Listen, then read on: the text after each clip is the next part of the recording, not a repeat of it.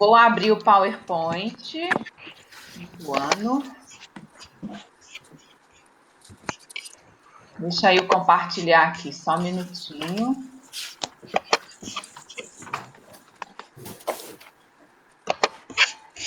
Compartilhei aí.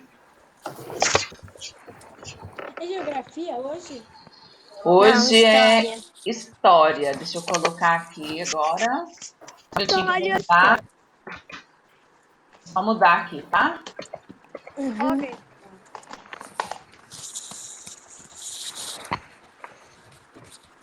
Essa aí foi a aula de ontem.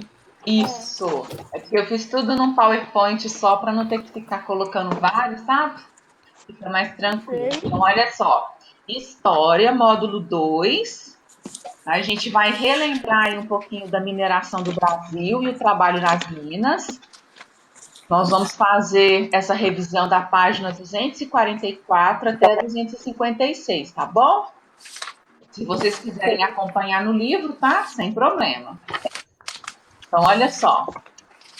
Coloquei aí, primeiramente, duas imagens aí para vocês relembrarem um pouquinho da questão da mineração e do trabalho nas minas, tá?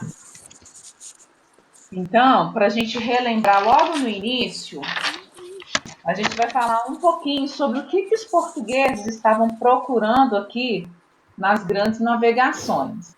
Então, só de olhar a imagem, vocês já vão se recordar. O que os portugueses estavam procurando aqui mesmo? Eles vieram em busca de quê? Ouro. Ouro. E tinha mais uma outra coisinha também. E As especiarias, né? Tá todo mundo vendo a tela aí, gente? Sim, eu tô vendo. Ah, então tá bom. Então, isso mesmo. Os portugueses, eles vieram, tá? Procurando aí especiarias e ouro, né? Que é um metal precioso que eles estavam atrás. Então, por isso, eles foram para vários continentes, né? Eles foram para a Ásia, para a África, para a América, tudo em busca do ouro aí. E isso aconteceu no final do século XVII. Então, olha só. Relembrando, aí começou a corrida, né? Do ouro. Essa migração intensa de gente para cá foi chamada de corrida do ouro. E com essa imensa corrida, né? qual página? Eu tô logo no início, tá? Mas eu coloquei um resuminho aqui no PowerPoint, tá Tá bom. bom? Eu coloquei aquele resuminho para vocês depois, tá? Já até abri ele aqui, tá bom? Tá. Então, como foi vindo gente de todas as partes, tá? Esse processo de colonização, ele se iniciou primeiro nas regiões litorâneas e no final do século XVII, os bandeirantes eles passaram então a organizar expedições à procura desses materiais preciosos, tá? Então, as principais atividades econômicas, né, que eles procuravam aqui, foram indicadas aqui, né, foram o açúcar, a produção do açúcar, a extração das drogas do sertão, a pecuária e a mineração. Foi o que a gente viu aí nas fotos, tá? Então, a gente percebe que essas atividades trouxeram uma grande expansão territorial aí, tá, para o Brasil. Elas estimularam muito a ocupação do interior aí da colônia. E aí foi dada a largada para a corrida do ouro, tá? Então, o que aconteciam? Eles vinham primeiramente para aqueles arraiais, né? Mas lá as condições eram muito ruins, péssimas. Então, o que eles enfrentavam além das condições ruins? A falta de alimento. Então, com essa questão que não tinha alimento para todo mundo, eles acabou aí que eles começaram a se dedicar a cultivo de lavouras. E com isso também o abastecimento das minas ocorria da seguinte maneira: os tropeiros, tá? Os comerciantes conhecidos aí como tropeiros, eles ficavam meio que encarregados de trazer produtos, né, diversos produtos roupas, ferramentas, alimentos. Então, com isso, os tropeiros foram abrindo aí caminhos, tá? Que permitiram um contato maior entre as regiões da colônia, tá bom? Então, os tropeiros eles partiam do Rio Grande do Sul, paravam em diversas vilas e cidades e começavam ali a fazer o comércio deles, né? Comercializavam as coisas que eles estavam trazendo. Então, entre as principais aí, cidades aonde eles passavam, tá? Onde eles faziam essas paradas, estavam a Lapa, o Paraná e a cidade de Sorocaba, lá no interior de São Paulo. Então, resumido brevemente, a descoberta de ouro, a fundação dessas vilas, essa ocupação, então, no interior foi mais intensa. E esse trabalho aí nas minas, como vocês puderam observar aí nas imagens, tá? Nessas imagens que eu coloquei aí para vocês, vocês podem ver que as pessoas não tinham muitas condições, né? Eram bem precárias, então elas não tinham tudo que elas precisavam. Vocês conseguem identificar aí na primeira imagem quem que eram os escravos e quem que não era, porque vocês podem olhar aí as roupas, tá? As roupas eram diferentes, então aí você já consegue perceber quem que estava trabalhando nas minas e quem que estava vigiando esse trabalho que estava sendo desenvolvido aí nas minas. E as condições vocês também podem observar aí que não eram das melhores e eles passavam muito e muito tempo aí, horas, mais horas, aí realizando esse trabalho. Eles ficavam bastante tempo com as pernas dentro da água, tá? E as condições aí eram as mais adversas possíveis, tá? Que acabavam prejudicando a saúde deles. Alguns escravos trabalhavam em túneis, que eram mais abertos. Aí eu não coloquei para vocês essas duas imagens, não. Mas alguns trabalhavam em túneis. E os feitores, que são essas pessoas que vocês estão observando aí com roupas diferentes, eles ficavam ali para realmente fiscalizar o trabalho dos escravos, tá? Então a vigilância deles aí era permanente e eles ameaçavam os escravos por meio de violência. Continuando aí, pessoal. Coloquei essa outra imagem aí para vocês agora. Uma é até uma capa, tá? De um livro. O trabalho em Minas colonial. Então vocês podem ver também como é que foi um pouquinho desse trabalho.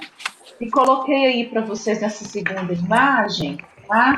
Os túneis que eles trabalhavam dentro. Bom, para ficar mais fácil de vocês entenderem esse processo. Pessoal, tem alguém que está com o microfone aí ligado, está fazendo um barulho no fundo. Dá para desligar um pouquinho? Eu vou. Calma aí, tio. Tá, só para não interferir na gravação, mas se precisar falar comigo é só chamar, tá bom? Tia, quem é Vira-Vira? Quem é o quê? Sou eu. Ah, tá, o Pedro. Eu tô com a minha tela no PowerPoint, então eu não tô vendo. Eu tô compartilhando ela com vocês, tá? Então, olha só. Aí eu coloquei esse resuminho para vocês aqui logo no início, tá? Falando dessa questão da ocupação do território, das longas jornadas de trabalho, das situações de risco. E agora eu vou falar um pouquinho para vocês como é que era o controle nas minas, tá? Isso lá na página 253, tá bom? Esse controle nas minas aí passou a ser obrigatório para evitar o contrabando, tá? Então Portugal passou a controlar de uma forma mais rígida a extração do ouro, cobrando aí vários impostos e gerando a revolta entre a população. Então era cobrado aí o quinto, que representava 20% do valor de todo o ouro que era extraído das minas. Tínhamos também as entradas, que era um imposto referente à entrada e à saída de pessoas e animais nas regiões das minas. Tínhamos também a captação, que era um valor que deveria ser pago pelos senhores, né, por escravo que era enviado para trabalhar lá nas minas. e tinha também o derrama, que eles confiscavam aí os bens pessoais das pessoas que estavam devendo para garantir que todos os impostos fossem pagos, tá? O objetivo então da coroa portuguesa era evitar então o contrabando aí do ouro. Então por isso que ele estabeleceu esses vários impostos aí, tá? Continuando, a gente vai falar um pouquinho da Inconfidência Mineira. Vou botar aqui nas imagens. Já um pouquinho da Inconfidência Mineira está na página 254 do livro de vocês, tá? A Inconfidência Mineira e a Conjuração Baiana foram aí brigas que tiveram, tá? Mas foram brigas por coisas diferentes. A Inconfidência Mineira, os participantes da Inconfidência Mineira, as pessoas que participavam da Inconfidência Mineira, elas se revoltaram contra a cobrança de impostos por parte de Portugal.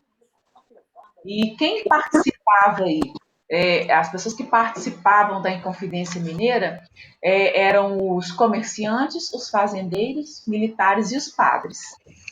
Já a Conjuração Baiana, eles reivindicavam salários mais justos e a libertação dos escravizados e a proclamação da República. E quem fazia parte, tá, da Conjuração Baiana eram pessoas, né, de grupos populares e pessoas da elite. Então, ou seja, pessoas que tinham muito dinheiro e pessoas que não tinham muito dinheiro, tá? Que eles chamavam na época de grupos populares. Então, com isso, eles criaram aí, né? Eles estavam insatisfeitos e criaram aí essa revolta, né? Que ficou conhecida uma como Inconfidência Mineira e a outra como Conjuração Baiana, tá? Lá na página 254 a gente tem lá uma foto de Tiradentes, que ele foi um dos líderes, né, da Inconfidência Mineira. Então ele foi o único rebelde que foi condenado à morte e ele serviu como exemplo para os outros, para que ninguém mais fizesse o que ele estava fazendo, tá? Então, para que as pessoas não se rebelassem mais contra o domínio de Portugal, eles agiram dessa forma. Eles pegaram apenas uma pessoa, tá? E eles mataram o Tiradentes e colocaram ele em praça pública para todo mundo ver, tá bom? Tem várias pesquisas aí que vocês podem fazer que vocês vão ver que eles esquartejaram, tá? O Tiradentes e as partes do corpo dele foram colocadas aí ao redor da cidade, tá? Continuando, para a gente finalizar aí essa unidade, a gente vai falar um pouquinho agora, vou até tirar aqui, tá? Falar um pouquinho sobre o Barroco Mineiro. Então, deixa eu voltar aqui, voltei agora. Todo mundo me vendo aí? Pode tirar aqui. Ótimo. Olha só. Então, dando continuidade aí agora, a gente vai falar um pouquinho sobre o Barroco Mineiro. O Barroco Mineiro, vocês estão vendo aí nas imagens que o Barroco Mineiro, ele foi um estilo que teve maior destaque, tá, na construção de algumas igrejas e obras aí de arte no período da mineração. Tia, Oi, meu bem. eu também fiz a entrevista, tá? Ah, que bacana! Se der tempo, a gente vai começar a corrigir. Eu também fiz. Ah, que bom! Nós vamos começar a corrigir. Assim que eu falar um pouquinho aqui do Barroco Mineiro, aí a gente já vai começar na correção. Aí, se der tempo, vocês me contem, tá? Se não der, fica para a próxima semana que vem, tá bom? Então, olha só, o Barroco Mineiro, ele foi um estilo, né, que teve maior destaque aí na construção das igrejas e de obras de arte, aconteceu no período da mineração. E para nomear esse estilo aí, foi adotada a palavra barroco, tá? Porque significa uma pérola de formato irregular e aspecto estranho. Então, os artistas aí desse período, do barroco, eles tinham múltiplas habilidades e, ao mesmo tempo, eles eram arquitetos, escultores, entalhadores, alguns eram pintores, e eles atuavam em várias partes aí das construções. Eu deixei um videozinho para vocês, um link debaixo do vídeo que eu fiz, para vocês poderem assistir e observar como é que eram as construções das igrejas. É muito bacana. Então, para preservar esses patrimônios culturais, foi importante porque eles representavam, de uma maneira significativa, uma parte da história e da identidade daquele lugar. Então, por isso que foi preservado, tá? Então, se você quisesse saber um pouquinho da história ali daquele lugar, era só você observar os patrimônios culturais ali que foram preservados, tá? Aqui na página 257, vocês vão ver aí uma igreja em estilo barroco, essa igreja é de Ouro Preto, e também tem uma obra aí, uma escultura, tá, em pedra sabão, que quem fez foi o Aleijadinho, tá? E também que é uma marca importante do barroco. E ao lado aí dessa estrutura aí, dessa escultura, vocês podem ver aí, né, que nós temos aí o profeta Isaías na Basílica de Bom Jesus de Matozinhos, que também fica em Minas Gerais, tá? Em Congonhas. Bom, fechamos aqui um pouquinho, tá? Do capítulo 4, falamos aí um pouquinho do que foi, né, a mineração no Brasil, e agora a gente vai então para as correções. Olha só, da página 244 até a 249, nós já havíamos feito a correção, tá? No dia 3 de junho. A gente fez a correção da página 249. Alguém tem alguma dúvida? Lá na página 249, ficou alguma dúvida? Vocês querem que eu repita? Como é que tá aí? Tá tranquilo? Tranquilo. Tá tranquilo? Eu posso passar? Alguém perdeu alguma coisa da correção? Posso passar? Volta em alguma questão? Tudo corrigido. Aí nós falamos do trabalho nas minas e tem uma atividade na página 252. Você corrigiu com a gente. Pois é, essa também aqui eu coloquei que eu corrigi também no dia 3. Alguma dúvida? Alguém quer que eu volte em alguma letra, em alguma questão? Mas você já corrigiu a 252. É entrevista. Ótimo. Não, eu coloquei aqui no meu caderno. Estou só perguntando, porque às vezes alguém não conseguiu anotar tudo. Então, a gente vai agora para a página 256, que é o roteiro de entrevista. Que vocês não tinham feito, se lembram? E a gente ficou de corrigir. Podemos? Cada um vai falar a sua, tia? Se quiser, sim. Por mim, tá tranquilo. Quem vai começar, então, falando um pouquinho aí do roteiro de entrevista que estava relacionado à questão de impostos pagos hoje em dia? Posso começar, tia? Por favor. Aí vai um de cada vez, tá bom? Quem quiser. Quem não quiser, não tem problema, tá? Então pode começar.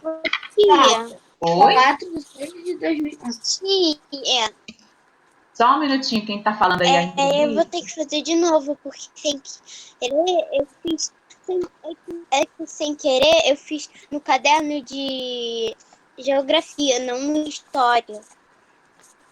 Ah, é só você passar limpo, meu amor. Não tem problema não, passa só limpo. Que nem eu fiz, eu tinha feito no português. É só vocês passarem a limpo, mas quem quiser falar, porque tá já com a entrevista pronta, pode falar, tá? Então a gente vai começar com quem? Quem que tava falando? Eu, tia. O Matheus. Hã? Matheus. Matheus, pode continuar, Carga meu amor. do Uau. Tia, Aí a data. entrevista, assim, que eu não vou querer falar não, tá? Tá. Matheus, pode falar Eu sua vou. agora, tá, meu amor? A data. 4 de 6 de 2020. Aí, o meu nome, Matheus Francisco, teve cidade de 10 anos. Uhum. Aí, tipo, você paga algum tipo de imposto atualmente? Sim. Na verdade, minha mãe paga. Aí eu botei sim. Uhum. PBA e IPTU. Isso. Em sua opinião, o valor desses impostos é justo? Não. Você acha que o dinheiro arrecadado pelo governo com os impostos é bem investido? Não. Qual a importância de transparência na administração dos recursos públicos para sabermos onde o nosso dinheiro está sendo investido? Isso. Você considera importante que a população fiscalize o uso do dinheiro arrecadado pelo governo? Sim. Por quê? porque precisamos ajudar ao governo a administrar o dinheiro arrecadado com os impostos. Na sua cidade, quais setores você acha que devem ser priorizados pelo governo na Aplicação. aplicação do dinheiro dos impostos? Segurança e urbanismo. Aí, por quê? Porque é necessário que a população sinta-se segura para andar na rua e também tenha estradas pavimentadas e sem buracos para susti- como é? Engolir. Pode ler com calma. O alto valor pago de imposto. Ótimo. Alguém mais gostaria? Posso falar? Pode. Sofia vai falar agora. Tá. Data: 27 de 5 de 2020. Nome: a minha mãe, Alessandra Lima. Tá.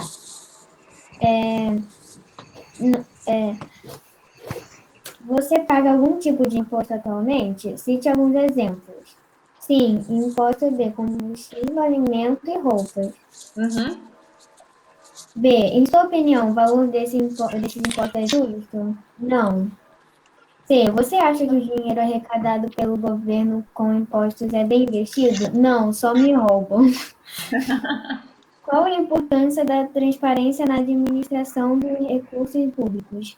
Para mostrar para nós, consumidores, o que eles estão cobrando. Você considera importante que a população fiscalize o uso do dinheiro arrecadado pelo governo? Por quê? Sim, porque aí eles vão fiscalizar diretamente o que está sendo cobrado. Na sua cidade, quais setores você acha que devem ser priorizados pelo governo na aplicação do dinheiro dos impostos? Por quê? Educação e saúde, porque não temos bom atendimento. Excelente. Mais alguém gostaria de ler a entrevista? Eu fiz a minha mãe. Tá. Lê as perguntas? Não, pode falar a sua letra. A. Sim. IPTU e IPTA. B. Não. C. Não. D. Para verificarmos a legalidade dos atos administrativos. Sim, para sabermos se o nosso dinheiro está sendo bem empregado. F. Saúde e educação. São muito precários, faltam hospitais e escolas. Excelente. Mais alguém gostaria de falar? Ninguém mais quer falar, não? Podemos continuar? Então tá. Então, olha só, continuando. A próxima cidade é lá na página 260. 260. 60. Isso.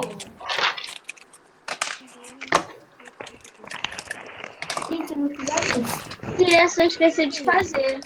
Eu não fiz a 2. Eu fiz. Tá. A gente vai fazendo aqui agora, então. Pode ser? Pode. Podemos, então? Olha só. Pedir para vocês lerem aí as 3 manchetes a seguir. Então, olha só, a primeira. Laudo aponta risco em 13 bens históricos de Minas Gerais. Foi uma manchete aí da Folha de São Paulo, do dia 8 de agosto do ano de 2003. Trânsito intenso coloca em risco o patrimônio dos centros históricos de Minas. Foi do jornal Hoje em Dia, 25 de agosto de 2003. E rompimento de barragens destrói também patrimônio histórico em Minas.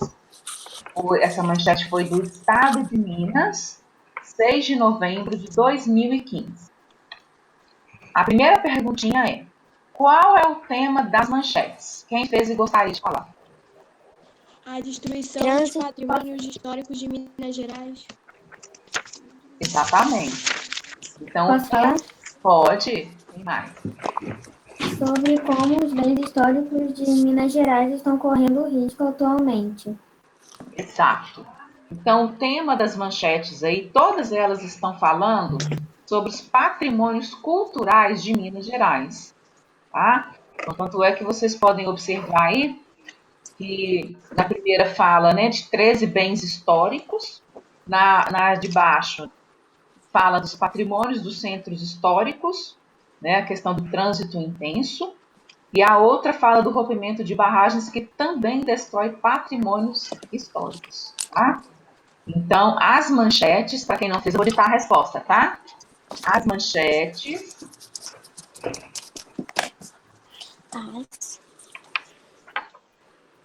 abordam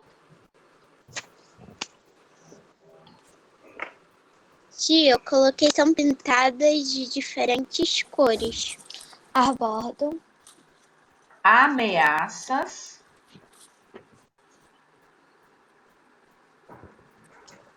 as manchetes abordam ameaças à preservação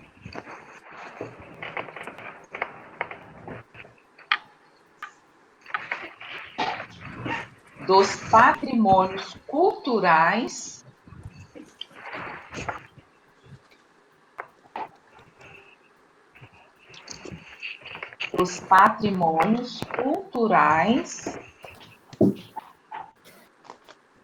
de Minas Gerais.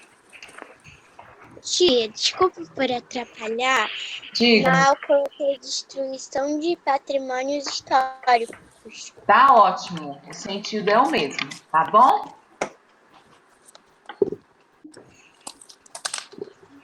Agora, letra B. Podemos? sim. Descreva as características do estilo artístico presente nas construções religiosas das Minas. Quem gostaria de falar, já pode falar, tá? Uso de cores fortes e apresentação de anjos santos com feições afro-brasileiras nas culturas. Mais alguém gostaria de falar? Não? Tá certo? Tá certo.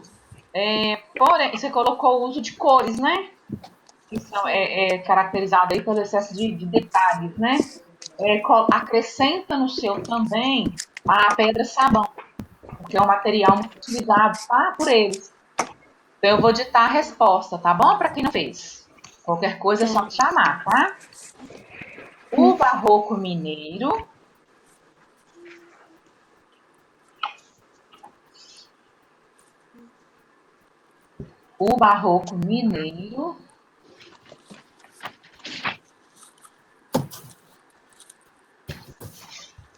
era caracterizado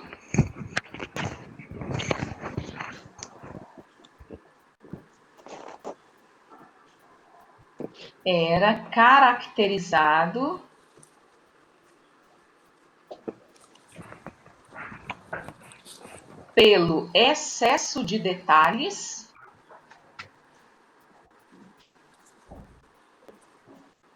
e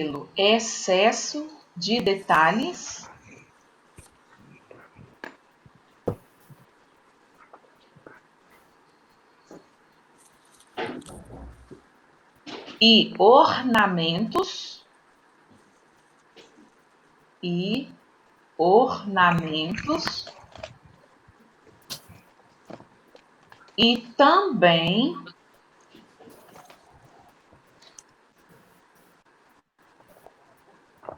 e também pelas esculturas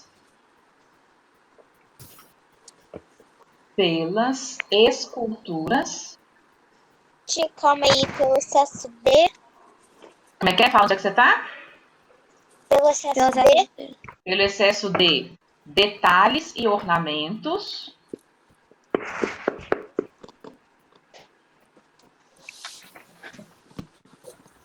Detalhes e o que, tia? ornamentos, enfeites e ornamentos e também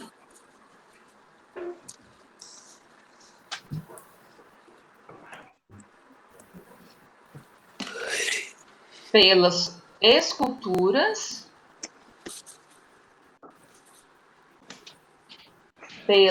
esculturas, E qual página você tá? Qual página? 260,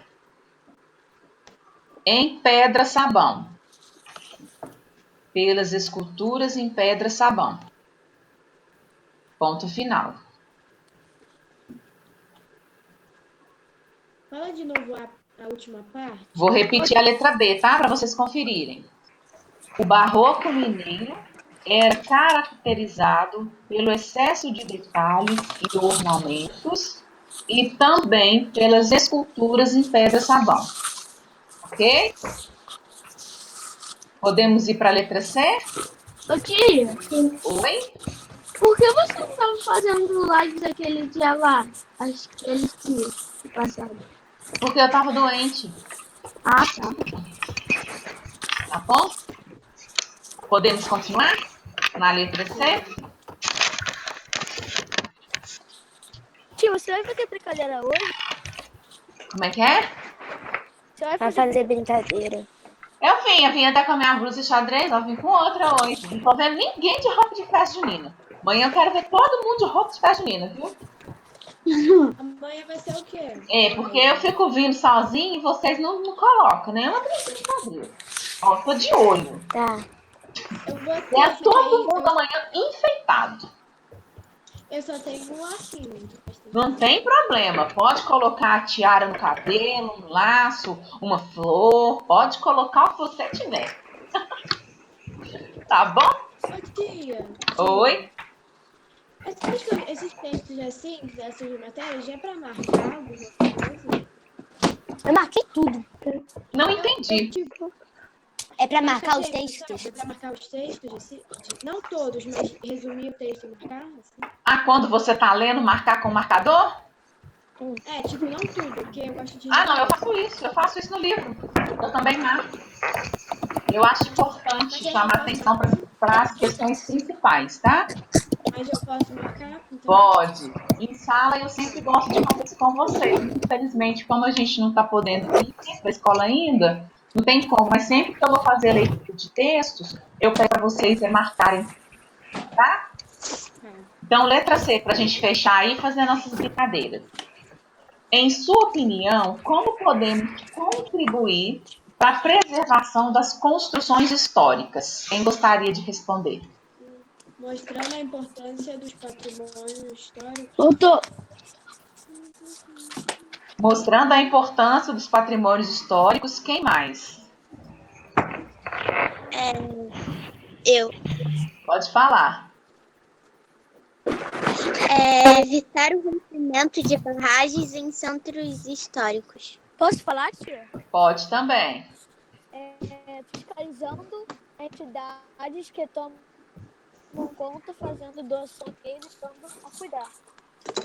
Ótimo. Então, olha só, como é que vocês podem contribuir, tá? Para evitar aí essa depredação, né, dos patrimônios. Então, o que vocês podem fazer para ajudar para que eles sejam preservados? Primeiro é evitando a sua danificação, tá? Vocês preservando ele, vocês já evitam que ele seja danificado. Valorizar esses tipos de construções. E em algum caso, tá?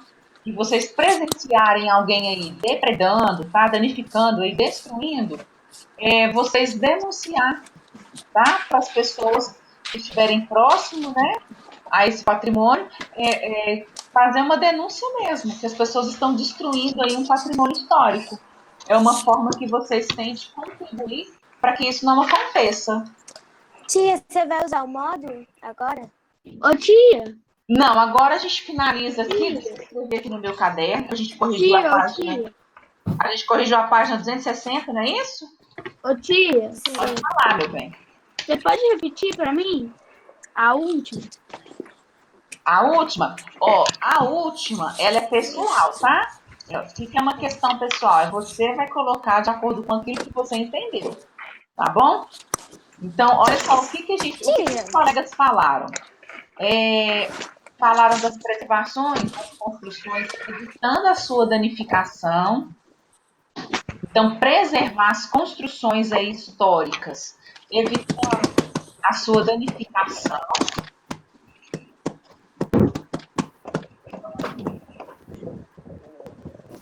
E denunciando qualquer depredação delas.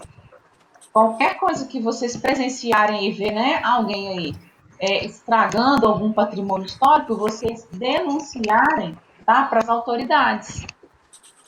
Sim, eu coloquei. Preservando os patrimônios e denunciando as Isso mesmo, certíssimo. Sim, eu coloquei. Evitando sua danificação, valorizando as construções históricas e chamar as autoridades quando alguém estiver danificando ela. Exatamente, excelente, é isso mesmo.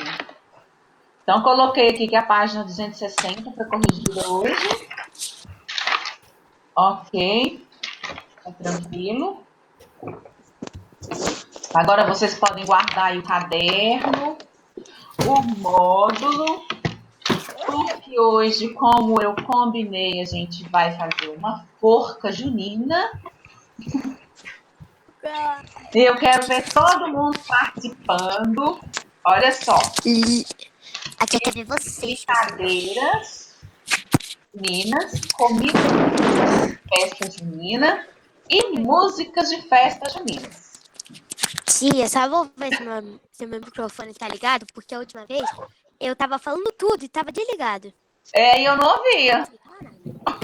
Realmente eu não ouvi. Tia, o meu negócio não fala por aqui assim, tem que falar do lado do negócio do computador. Eu não gosto muito de fone, não por causa disso, porque geralmente a gente tem que ficar puxando ele perto da boca, né? Pra ficar mais alto. Então, olha só. Eu andei de assim, ó. Primeiro, nós vamos fazer uma brincadeira, tá? A forca de uma brincadeira junina. Bom, eu vou falar para vocês quantas letras tem. Tá. E vocês vão ficar... É o quê? Uma música? Não, primeiro vai ser uma brincadeira junina, tá? Uma brincadeira típica de festa junina, tá bom? Podemos? Sim. Escolhi uma brincadeira. Deixa eu ver. Escolhi 3 aqui. Mas eu vou fazer uma de cada só, tá? Tá. Então, olha só. Essa brincadeira aí de festa junina, que tem em todas, nem todas as festas juninas que vocês vão ter essa brincadeira. Ela tem 8 letras. A palavra tem 8 letras. É uma palavrinha só. Eu acho que eu já sei. Tá, vocês vão começar aí chutando, falando uma letra de cada vez, tá bom? Tá. Posso falar primeiro, tia? Posso falar? Então vamos um de cada vez. Eu já sei. Eu também já sei. Mas você já viu meu papel? O que é isso? Não, Você tá é porque colando eu botei folhinha? O que você fez? Não dá pra ver. O que você fez pra mim? Você fez um resumo aí de festa junina? Tô acreditando nisso. É muito fácil, tia. Estou me sentindo boicotada. É fácil. É porque, como tem todas, acho que eu já sei, por isso. Ah, vocês já contaram aí?